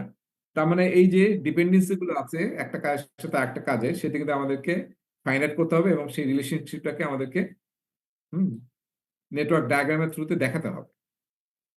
এখন এইটার জন্য যে মেথডটা ইউজ হয়, মানে কাজগুলোকে সিকোয়েন্স করার জন্য, সেই মেথডটাকে বলে পিডিএম মেথড। পিডিএম মানে হচ্ছে প্রিসিডেন্স ডায়াগ্রামিং মেথড, ঠিক আছে? সেটার আবার নেটওয়ার্ক ডায়াগ্রাম তৈরি করার দুইটা টেকনিক আছে, গ্রাফিক্যালি তৈরি করার দুইটা টেকনিক আছে। একটাকে বলা হয় অ্যাক্টিভিটি অন নোড, একটাকে বলা হয় অ্যাক্টিভিটি অন অ্যারো। সো আমি আপনাদের ক্লাসে আসলে অ্যাক্টিভিটি অন নোডটা পড়াবো, ঠিক আছে? অ্যাক্টিভিটি অন নোডের কয়েকটা ক্যারেক্টারিস্টিক আছে। একটা ক্যারেক্টারিস্টিক হচ্ছে যে অ্যাক্টিভিটিটার নাম মাঝখানে লেখা থাকে, এবং অ্যাক্টিভিটিটাকে রিপ্রেজেন্ট করা হয় রেক্টেঙ্গেল দিয়ে, এবং অ্যাক্টিভিটিটার উপরে ডিউরেশন লেখা থাকে, এই কাজটা করতে কত সময় লাগবে। আর এই যে তীর চিহ্ন আমরা দেখতে পাচ্ছি, এই তীর চিহ্নটা দিয়ে একটা কাজের সাথে একটা কাজের রিলেশনশিপ বোঝায়। তাহলে আমরা যদি খুব সিম্পলি এখানে জিজ্ঞাসা করি যে এর সাথে বি এর রিলেশনটা কি, বি আগে করা যাবে নাকি আগে এ শেষ হতে হবে? এ আগে শেষ হতো। তার মানে এ শেষ হলেই শুধুমাত্র আমি বি শুরু করতে পারবো, ঠিক আছে না? সি কখন শুরু করা যাবে? যখন এ বি শেষ এর হবে, বি শেষ হবে, তারপর আমি সি শুরু করতে পারবো, তাই না? তার মানে তীর চিহ্ন দিয়ে আমরা বুঝাচ্ছি যে একটার সাথে একটা রিলেশনশিপ কি। আমি এরকম রিলেশনশিপ যদি দেই, তাহলে আমি আসলে বিটাকে আগে করা যাবে না, আগে এটা শেষ করতে হবে, ঠিক আছে? এটা তাহলে এই যে এখানে আরেকটা জিনিস আমাদের একটু জানতে হবে, যখন আমরা নেটওয়ার্ক ডায়াগ্রাম ইউজ করব, তখন এই যে এইটাকে বলা হয়, আমি একটু মুছে দেই, এই কাজটাকে বলা হয় প্রিডিসেসর, আর বি কাজটাকে বলা হয় সাকসেসর। হ্যাঁ, প্রিডিসেসর মানে আগের কাজ, আর সাকসেসর মানে পরের কাজ। সো এখানে বি এর প্রিডিসেসর হচ্ছে এ, ঠিক আছে? আর এ এর সাকসেসর কি, এর পরে কোন কাজটা হবে? B sir, B. এখন যদি আমি জিজ্ঞাসা করি সি এর প্রিডিসেসর কে, সি এর B sir, B, immediate predecessor হচ্ছে বি, আর বি এর সাকসেসর কে? সি। C sir. আর আমরা এখান থেকে বলতে পারছি যে সি এর কোনো সাকসেসর নাই আর এ এর কোনো প্রিডিসেসর নাই, তাই না? জি স্যার। এই যে ব্যাপারটা, এই প্রিডিসেসর এবং সাকসেসর খুব ইম্পর্টেন্ট আমাদের এই সিকোয়েন্স করার জন্য। এটা বাদ দেন, এখানে আমরা আসি যে আমরা যখন কাজগুলো সিকোয়েন্স করবো, তখন দুইটা জিনিস খেয়াল করতে হয়। একটাকে বলা হয় লজিক্যাল রিলেশনশিপ আইডেন্টিফাই করতে হয়, লজিক্যালি কোনটা কার সাথে রিলেটেড, ওই লজিকটা ব্রেক করার উপায় নাই। হ্যাঁ, লজিকটা কি? আরেকটা হচ্ছে আমরা দেখবো হচ্ছে এটা ডিপেন্ডেন্সি ডিটারমিনেশন। এটা পরে আসতেছি, আমরা আগে দেখি লজিক্যাল রিলেশনশিপটা। লজিক্যাল রিলেশনশিপ শিডিউলিং এর সময় মানে আমরা কি বের করার চেষ্টা করতেছি যে কে কার উপর ডিপেন্ডেন্ট, কে প্রিডিসেসর কে সাকসেসর, হ্যাঁ, এবং কোনটা আগে করা যাবে, কোনটা পরে করা যাবে, কোনটা একসাথে শুরু করা যাবে, কোনটা একসাথে শেষ করতে হবে। এই যে আমরা বলতেছি লজিক্যাল রিলেশনশিপ, এটা কিন্তু এমনি এমনি না, হ্যাঁ, কাজের ন্যাচারের উপর ডিপেন্ড করে। আমরা সিভিল কাজের মধ্যে আমরা যেদিন ধরেন ছাদ ঢালাই দিছি, পরের দিনই কি ছাদের উপর কোনো কাজ করা যাবে? পরের দিনই ইমিডিয়েটলি পরের দিন ছাদের উপরে কাজ করব? না স্যার। তার মানে আমাদের কিন্তু ওটাকে মানে শুকানোর জন্য সময় দিতে হবে, তাই না? হ্যাঁ, নর্মালি 20 দিন বা 28 দিন পরে গিয়ে আমরা নেক্সট হয়তো ওখানে কাজ শুরু করবো। তার মানে ছাদ ঢালাই যদি একটা কাজ হয়, তারপরে যে কাজটা সেটা কিন্তু আমরা হচ্ছে সাকসেসফুল কাজ, এবং সেটা কিন্তু আমরা ইমিডিয়েটলি শুরু করতে পারছি না। তার মানে এরকম ডিপেন্ডেন্সি কিন্তু আছে। তো এই ডিপেন্ডেন্সিকে আমরা 4টা ভাগে ভাগ করি। একটাকে আমরা বলি হচ্ছে finish to start. Finish to start সবচেয়ে কমন, সবচেয়ে জেনারেল। ফিনিশ টু স্টার্ট মানে কাজগুলোকে সিকুয়েন্সিয়ালি করা, সিরিয়ালি করা। কিরকম? যে আমরা যদি এটা কোথাও গাছ লাগাতে চাই, দুইটা কাজ। একটা কি, ডিগ হোল, গাছের জন্য, হ্যাঁ, গর্ত খুঁড়তে হবে, এবং কি করতে হবে, বি কাজটা কি, তারপর আমি গাছ লাগাতে পারবো। তার মানে সাকসেসর কাজ ডিপেন্ড করে প্রিডিসেসর কাজের শেষের উপরে। প্রিডিসেসর কাজ যখন শেষ হবে তখনই শুধুমাত্র প্ল্যান ট্রি করা যাবে। যখন ডিগ হোল শেষ হবে তখনই আমি গাছ লাগাতে পারবো। ঠিক আছে না? এটাকে আমরা বলতেছি ফিনিশ টু স্টার্ট। তার মানে প্রিডিসেসর ফিনিশ হলে we can start plan tree. Okay, এরপরে কাজটা এরকম হতে পারে যে কাজ দুইটা কখন শুরু হয়েছে ঠিক নাই, কিন্তু কাজ দুইটা শেষ হতে হবে একই সময়। আমাদের 1 ঘন্টা শেষ হয়ে গেছে না? আচ্ছা, এটা শেষ করে আমরা ক্লাস শেষ করব। তার মানে দেখেন, আমরা যদি এরকম বলি যে এ কাজ এবং বি কাজ, কে কখন শুরু হয়েছে ডাজন্ট ম্যাটার, কিন্তু দুইটা একসাথে শেষ হতে হবে। সাকসেসর তখনই শেষ হবে যখন প্রিডেসেসর শেষ হবে। হ্যাঁ, প্রিডেসেসর যখন শেষ হবে, সাকসেসরও at the same time same date শেষ হবে। এটাকে বলি আমরা ফিনিশ টু ফিনিশ, একই সাথে ফিনিশ হবে। এরপর আসি আমরা আরেকটা টাইপের রিলেশনশিপ হতে পারে 3 নম্বর, সেটা হচ্ছে স্টার্ট টু স্টার্ট। তার মানে কাজ ধরেন এ এবং একটা কাজ বি যদি এইরকম দেখানো হয়, এরকম, তার মানে এ এবং বি একই সময়ে বা একই দিনে শুরু হয়েছে।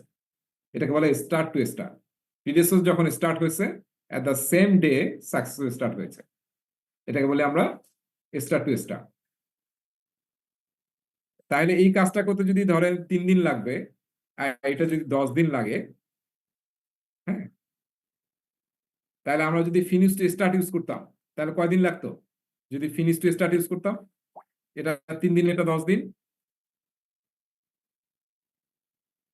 13 দিন লাগবে, তাই না? আর এখানে কি দেখেন, এখানে কিন্তু যখন আমরা এরকম করতেছি তখন কিন্তু সময় বেঁচে যাচ্ছে না, এই সময়টা কিন্তু প্যারালালি কাজ চলতেছে। তার মানে এই দুইটা কাজ শেষ হতে কিন্তু মাত্র 10 দিন লাগবে, রাইট?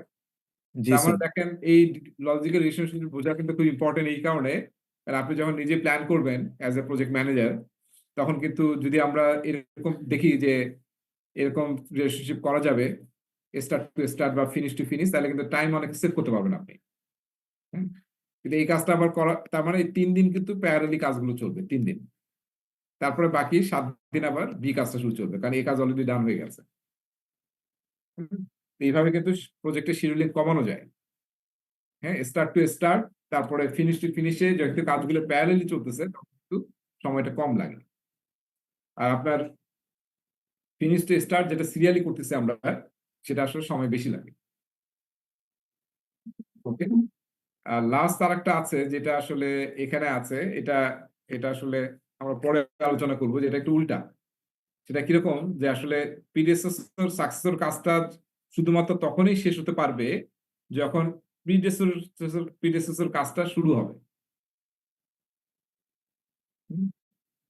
এটা একটু অদ্ভুত রিলেশনশিপ, আমরা পরে কথা বলবো এটা নিয়ে। হ্যাঁ, এটা জাস্ট আমি পরে আলোচনা করবো। এটা দেখেন, এটা একটু অন্যভাবে দেখানো হয়েছে। এটা যে ফিনিশ টু স্টার্ট 1 নম্বর, 2 নম্বরটা হচ্ছে স্টার্ট টু স্টার্ট, একই সাথে আমরা শুরু করছি, আর ফিনিশ টু ফিনিশ হচ্ছে একই সাথে আমরা শেষ করছি। আর এটা একটু ডিফারেন্ট, যে আসলে সাকসেসের কাজটা শেষ ডিপেন্ড করছে তার আগের কাজটা শুরুর উপরে। এটা কিরকম আমি বলছি যে পরে এটা আলোচনা করব। আচ্ছা, আমার মনে হয় আমরা এখানেই থাকি কারণ সময় পার হয়ে গেছে। স্যার ওই যে স্যার একটা এক্সাম্পল দিলেন না স্যার, যে আপনার 3 দিন আর 10 দিনের স্যার, হুম, ওটা তো একটু যাওয়া যায় স্যার। হ্যাঁ হ্যাঁ স্যার এইখানে বললেন যে এ এর ওয়ার্ক হইতে স্যার 3 দিন লাগতেছে, বি স্যার 10 দিন লাগতেছে। হুম। এখানে কি স্যার চাইলে আমরা এ এর ওয়ার্কটা কি স্যার 7ম দিন থেকে স্টার্ট করতে পারতাম, মানে আলটিমেটলি মানে 10 দিনে শেষ হইতেছে। এটা পারতাম, কিন্তু যদি স্টার্ট টু স্টার্ট বলেন তাহলে একই দিনে শুরু করতে হবে আর কি। হ্যাঁ, এমনি আমরা কাজের জন্য প্ল্যান করার সময় হয়তো আমরা করতে পারতাম যে এখানে নিয়ে এসে করতে পারতাম, কিন্তু তখন আর এটাকে আমরা স্টার্ট টু স্টার্ট রিলেশনশিপ বলতে পারতাম না, তখন এটাকে বলতে হতো finish to finish. G sir, বুঝতে পারছি স্যার। ফিনিশ টু ফিনিশ ওটা তো আপনি টার্ম করাতে পারবেন। এরকম করতে হবে, কাজ করতে গেলে এরকম দেখা যাবে, কারণ দেখা যাবে এই কাজটা করার জন্য যে লেবার লাগবে বা মানুষ লাগবে সেটা আসলে অ্যাভেলেবল না, বরঞ্চ এর মাঝখানে কোথাও বা এখানে নিয়ে গেলে হয়তো অ্যাভেলেবল পাবো তাকে। তো সেইভাবে কিন্তু আমাদেরকে শিফট করতে হবে, হ্যাঁ, কাজ করার সময়। জি স্যার, বুঝতে পারছি। স্যার আমাদের মিডের পরে স্যার কয়টা চ্যাপ্টার পড়ানো হয়েছে স্যার? ক্লাসরুমে স্যার একটা স্লাইড পেয়েছি। ক্লাসরুমে একটা পড়েছি আর এখানে একটা পড়তেছি আমরা। ক্লাসরুমে যেটা পড়ছি ওটা তো শেষ হয়ে গেছে আমাদের, না? জি স্যার। ওটা হচ্ছে লেসন কি ছিল? Lecture 5 sir. লেকচার 5 ছিল, আর এটা আমরা লেকচার 6 দেখতেছি। ঠিক আছে, স্যার So, কাইন্ডলি স্যার আজকের রেকর্ডটা স্যার প্রোভাইড করুন। হ্যাঁ সেটা প্রোভাইড করবো। স্যার ওই আগেরটাও তো স্যার দেন নাই স্যার। হুম, আগের আগেরটা দিন দেওয়া হয়েছে আগে। আগেরটা দিয়েছি এনামুল। স্যার আপনি কি হোয়াটসঅ্যাপে শেয়ার করে দিয়েছেন? হ্যাঁ হ্যাঁ, হোয়াটসঅ্যাপে আছে দেখবেন, তাই না? যারা পেয়েছেন তারাও শেয়ার করতে পারেন, আছে হোয়াটসঅ্যাপে আছে, আমরা তো রিসেন্টলি দিয়েছি। স্যার সেকশন এ কি স্যার আমাদের থেকে আগে আছে স্যার? না, এই চ্যাপ্টারই তারা আছে, একটু আগে আছে, একটু আগে আছে। আপনাদের আমি একটা ক্লাস নিতে চাই, এই সপ্তাহে অনলাইনে ক্লাস নেই নাকি, বা জি বৃহস্পতিবার স্যার অনলাইনে ভালো আছে। কি আপনারা কি অনলাইন পছন্দ করেন নাকি অফলাইন? আমরা কথা বলতে বলতে সবাই লেন্দি ক্লাস হলে স্যার অনলাইনে নিলে স্যার সমস্যা হয় না স্যার। মানে অফলাইনে থেকে অনলাইনে বেটার স্যার, রুমে বসে রিল্যাক্সে ক্লাস করা যায়। আচ্ছা, আপনি একটু আপনাদের রোল নাম্বারটা দিয়ে দিয়েন না, তাই না, চ্যাটের বক্সে সবার রোলটা দিয়ে দিয়ে না, আমি পরে এটা অ্যাটেন্ডেন্স নেব, হ্যাঁ, আপডেট করে নেব। সবার রোলটা দিয়েছেন? জি স্যার এই দিয়েছি স্যার। অনলাইনের ক্লাসটা কি স্যার নেক্সট উইক, মানে এই উইকে নেবেন না স্যার নেক্সট উইকে স্যার? না, এই উইকে নিতে হবে, কারণ আমি পরের উইকে একটা ওদের সিটি নেওয়া দরকার, কারণ মিনিমাম 2টা সিটি নেওয়া দরকার। ফলে আমাদের স্যার এই উইকের বৃহস্পতিবার নেন স্যার। বৃহস্পতিবার বৃহস্পতিবার নেই নাকি, সেটাই ভালো হবে, হ্যাঁ। জি স্যার, মানে মাঝে নিলে স্যার ওই পরের দিন ক্লাস থাকে তো স্যার, এই জন্য হ্যাঁ, বৃহস্পতিবার নিলে ভালো স্যার, ফ্রাইডে বন্ধ। ঠিক আছে, তাহলে বৃহস্পতিবারে আমরা এরকম সময় নেই না, 9:45 বা 8:30 9টা এরকম। জি স্যার। স্যার বৃহস্পতিবারে স্যার অনলাইন ক্লাস। হুম, অনলাইনে করি নাকি না ইয়া করবেন, ক্লাসরুমে যাব? স্যার অনলাইনে স্যার। স্যার যেটাতে ভালো হয় স্যার, আপনার এমনি বৃহস্পতিবার শিডিউল ক্লাস তো স্যার 5টা থেকে থাকেই স্যার। হুম হুম, সেটাই। ঠিক আছে, আমরা এই সপ্তাহে যাচ্ছি অনলাইনে নেব, নেক্সট উইকে আবার আমরা ক্লাসরুমে করবো আর কি। ঠিক আছে, ওকে স্যার, আসসালামু আলাইকুম স্যার। ওয়ালাইকুম আসসালাম। থ্যাংক ইউ, তাহলে থার্সডেতে দেখা হবে ইনশাআল্লাহ। Recording stopped. আসসালামু আলাইকুম স্যার। ওয়ালাইকুম আসসালাম।